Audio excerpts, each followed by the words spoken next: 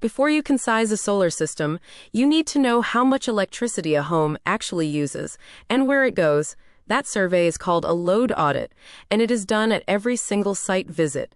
It is one of the most practical skills in solar. Every appliance has a power rating in watts, which is how fast it uses electricity. But your bill is in kilowatt hours, which is power used over time. The rule is simple. Energy equals power times the hours it runs. A few large appliances dominate the bill.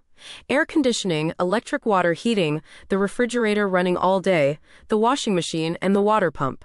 Hundreds of small gadgets barely register beside them. Air conditioning is the giant.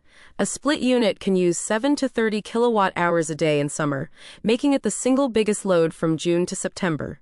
Size for that, and the rest is easy. The audit itself is simple. Walk the house, read each appliance's watts, estimate its daily hours, and multiply. Sum them for the daily total, then add 10 to 15% for the loads you forgot. And people do forget loads. The roof water pump, a second flat or a shop downstairs, and the diesel generator's fuel cost.